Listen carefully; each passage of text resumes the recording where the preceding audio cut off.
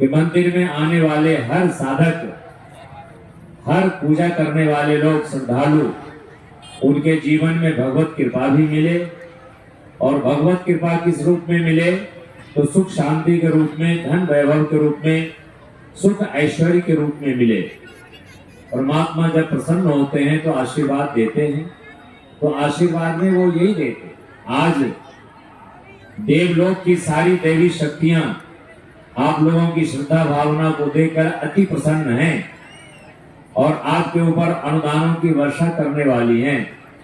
माध्यम ये यज्ञ है, ये कलश यात्रा है। आपको पता होगा इस यज्ञ के द्वारा हर वांछित आवश्यकताओं, मनोवांछित आवश्यकताओं की पूर्ति होती है इस यज्ञ के माध्यम से। तो कल यहाँ पर 108 कुंडीय गायत्री महायज्ञ संपन्न होने जा रहा है।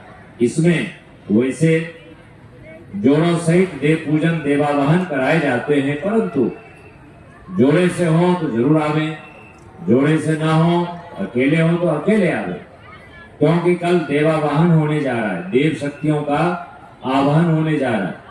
उनके मंत्रों के माध्यम से जैसे आपको आपके नाम से पुकारा जाता है तो आप सुन लेते हैं, आ जाते हैं, उसी प्रकार से देवी देवताओं को उनके मंत्रों के द्वारा पुकारा जाता है।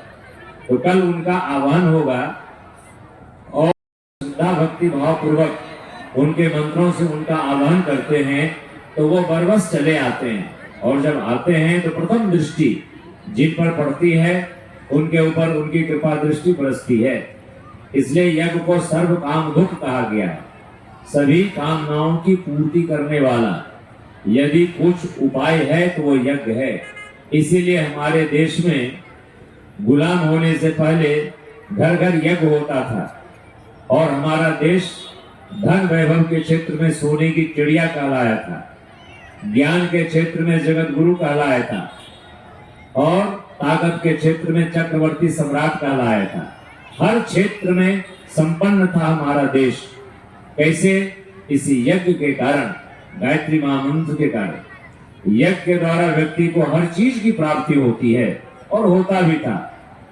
जब मुगल आक्रांता आए, विदेशी आक्रांता आए, यज्ञ को बंद करवा दिया और इसे आडंबर का नाम दे दिया।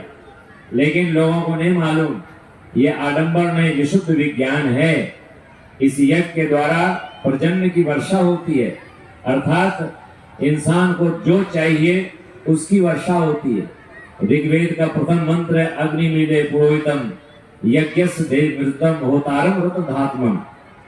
यज्ञ से देवी संस्कारों का वर्धन होता है, देवी शक्तियां जागृत होती हैं, रत्नों की वर्षा होती है, निसंतान स्त्रियों को संतान की प्राप्ति होती है, सारी मनोकामनाओं की पूर्ति यज्ञ से होती है।